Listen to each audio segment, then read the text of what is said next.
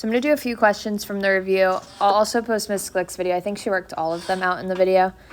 But looking at number 1, it says write out the first 3 terms and the last term of the arithmetic sequence and find the sum. We're just going to find the sum. So to find the sum of the arithmetic sequence, we're going to use our sum for the arithmetic sequence formula. So that would be this one. So again, we're giving you the formulas, but you have to know which one's which. So the first one here is our arithmetic sum. So when we find our arithmetic sum, we need to know the first term, the last term, and n. So to find our first term, we're going to take the number on the bottom and plug it into the equation. So negative 3 times 13 minus 17. And then to find our last term, we're going to take the number up top and plug it into our equation. So negative 3 times 60 minus 17. Put that in the calculator. So negative 3 times 60 minus 17 would be negative 197. And then n is top minus bottom plus 1. So 60 minus 13 plus 1.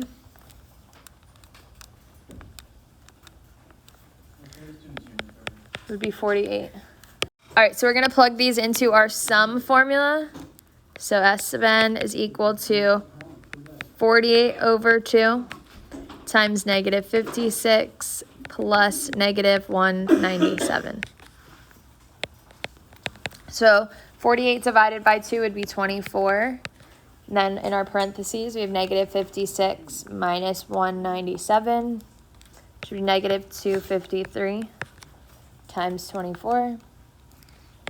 So our sum is negative 6,072. All right, next we want to find our rule. We'll find a sub n of the arithmetic sequence. So here it doesn't give us our common difference and it doesn't give us the first term, so we just have to use what we're given. This question I would say was the most frequently incorrect one on the quiz. So if you didn't know how to do it for the quiz, make sure you go back to your notes and pay attention in the review, know how to do it for the test. So we're going to start with the one that's farther away from our first term. So a sub 18 is equal to a sub 12 plus, what's going to go into our parentheses?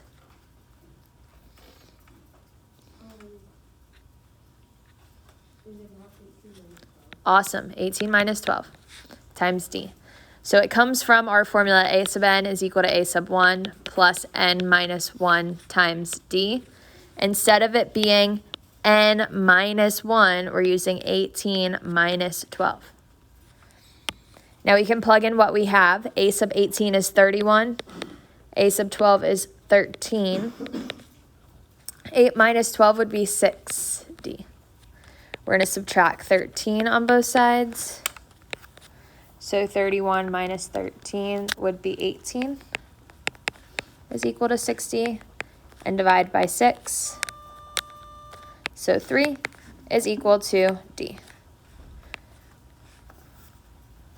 So we found our common difference, but to find the rule, we need to know what d is, and we also need to know what our first term is. So next thing we're going to do is find our first term.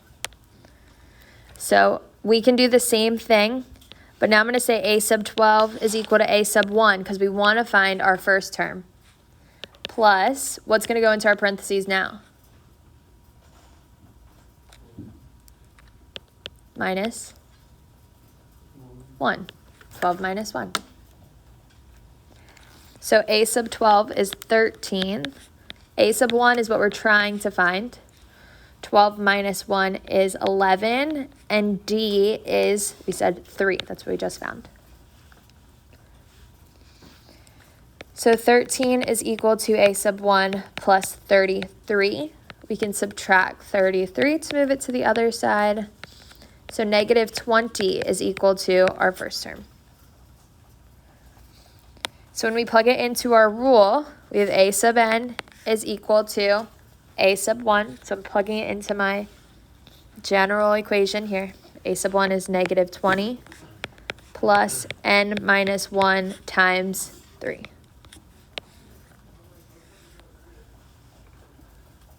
So this would be our rule, or our a sub n, our general formula. And then we could find whatever term it asks for us from here by just plugging it in into n. So it asks for the 47th term. So we just plug 47 in and solve. Any questions here?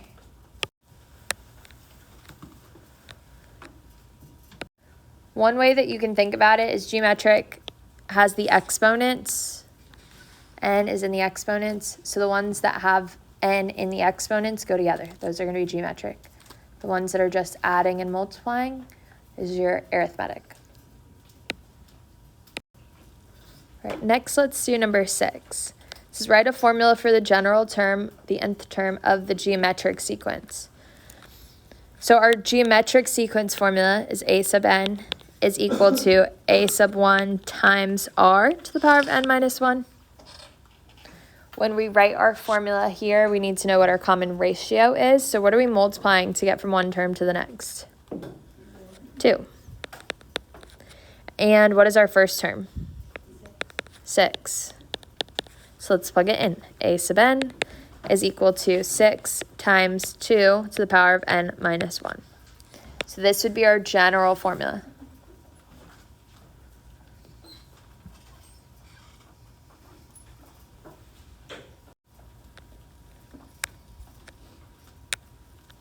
All right, next let's do number 9. It says find the indicated sum. Use the formula for the sum for the first n terms of a geometric sequence. So it's geometric, so we're using our geometric sum. So that is s sub n is equal to a1 times 1 minus r to the power of n over 1 minus r.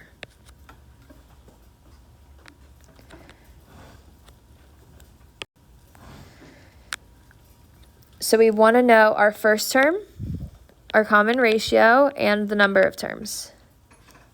To find our first term, we take the number on the bottom and plug it into the equation. So we have 2 times 4 to the 4th power. We can put that in our calculator. 4 to the 4th power would be 256 times 2 is 512.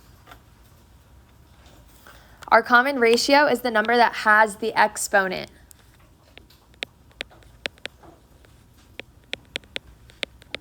What's the number that has the exponent? 4. So r would be 4. And then same thing from before, n is top minus bottom plus 1. So 15 minus 4 plus 1 would be 12. So let's plug everything in. The sum is going to be 512 times 1 minus 4 to the 12th power over 1 minus 4.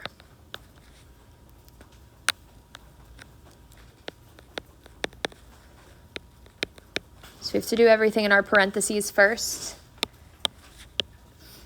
So let's start with the exponent. So 4 to the 12th power is a really big number. 16777,216 over 1 minus 4 would be negative 3.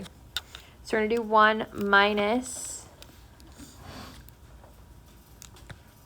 16,777,216. We get negative 16,777,215 divided by negative 3. So this gives us 5,592,405 times 512.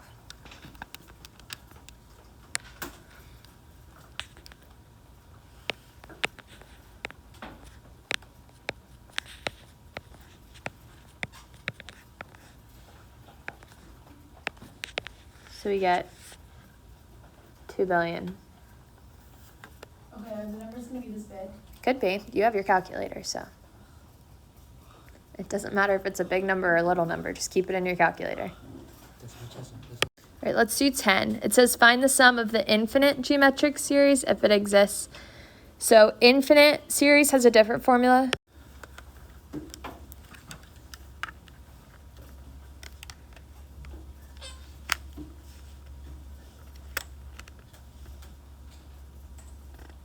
Any questions here?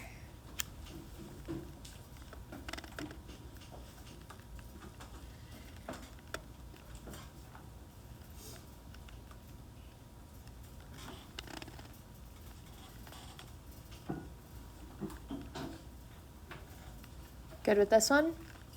Yes. Mm-hmm. All right, let's look at 11. So it's find a sub 1 and a n. So we need to find our rule, the general formula, given a sub 3 and a sub 8 of the geometric sequence. So here, we're going to use our geometric sequence formula. A sub n is equal to a1 times r to the power of n minus 1. We just have to use what we're given. So we're given a sub 8 and a sub 3. We always start with the one that's farthest from our first term. So times r to the power of what? What would go in our exponent here?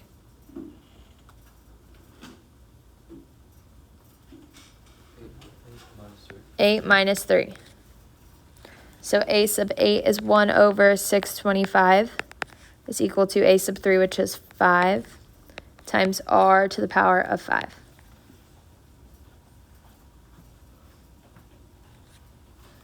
So we're going to divide by 5 on both sides, which is the same as multiplying by 1/5. So we have 1 over 625 times 5, 3,125, which is equal to r to the 5th power. If we take the 5th root of this,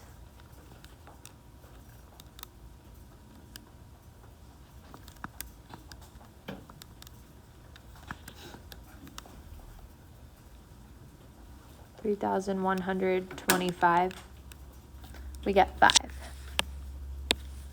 Well, 1 over 5. So 1 over 5 would be our r.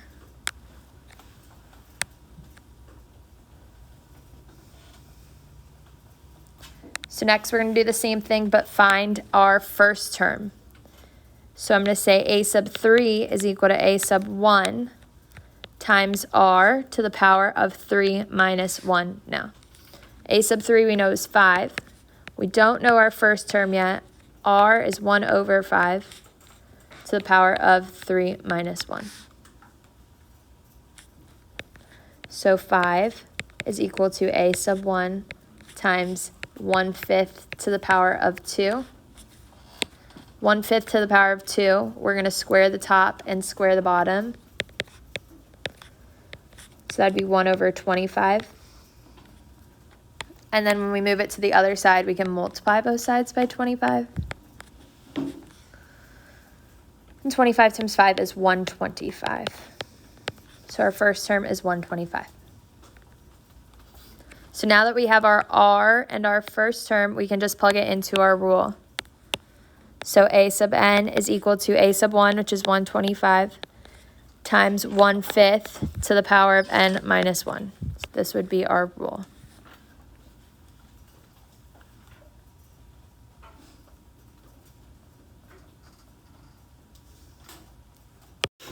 So skip 12 through 16 on this page.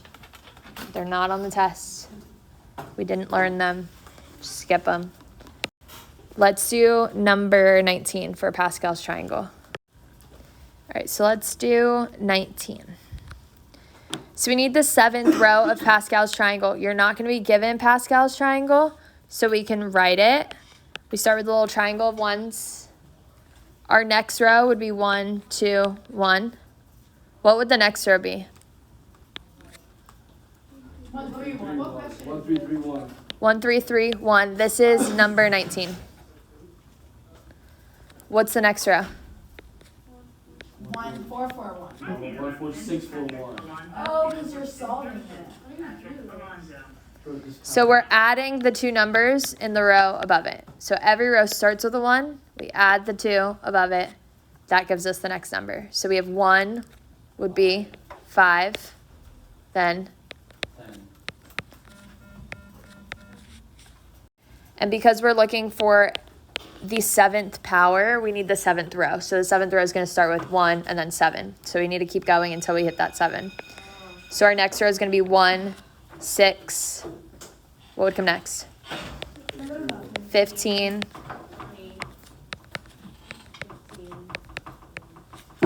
Yes. All right, and now the row we actually need is 1, 7. What would come next? 21.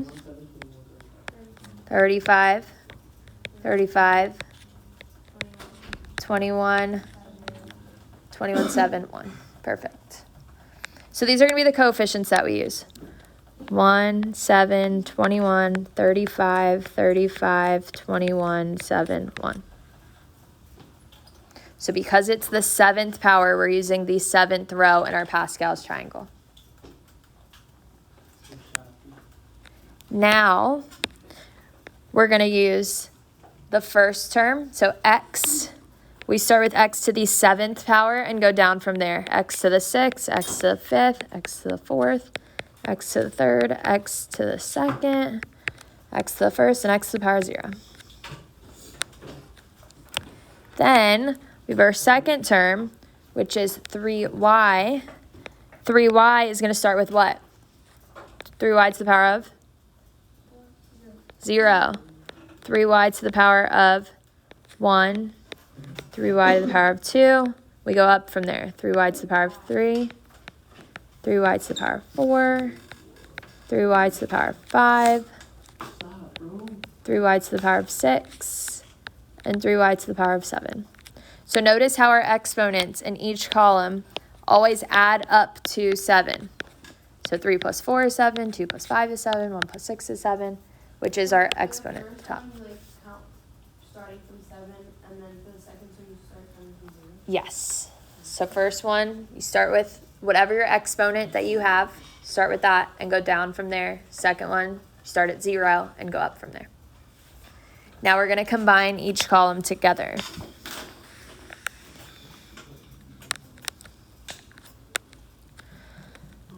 So 3y to the power of 0 cancels. When we multiply 1 times x to the 7th power, that would just be x to the 7th power. Next, we have 3 times 7, which would be 21, x to the 6th power, y. Then, the next one, we have to square the 3 and square the y. So this would be 9y squared. So 21 times 9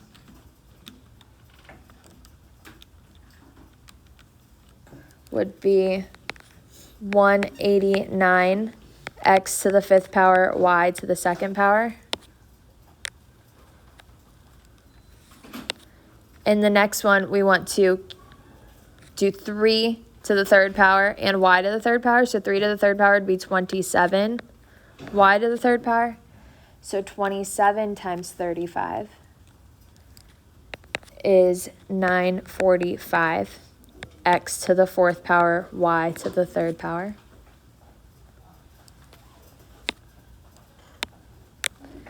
Then we have 3 to the 4th power, y to the 4th power. 3 to the 4th power would be 81. 81 times 35 is 2,835. X to the 3rd power, y to the 4th power. Nick Smith. Next, we have 3 to the 5th power, which would be 243, y to the 5th power. So 243 times 21 is 5,103. X to the 2nd power, y to the 5th power. Then we have 3 to the 6th power and y to the 6th power. So 3 to the 6th power is 729. 729 times 7 would be 5,103. X, y to the 6th power. And lastly, x to the power of 0 goes away. Here we have 3 to the power of 7,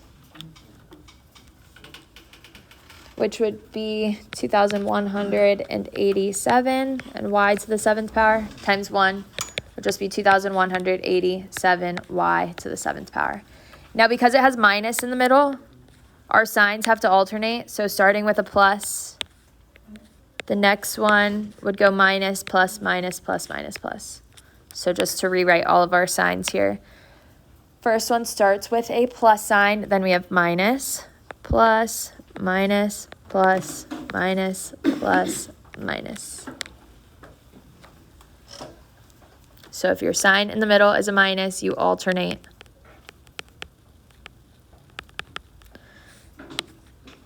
Signs.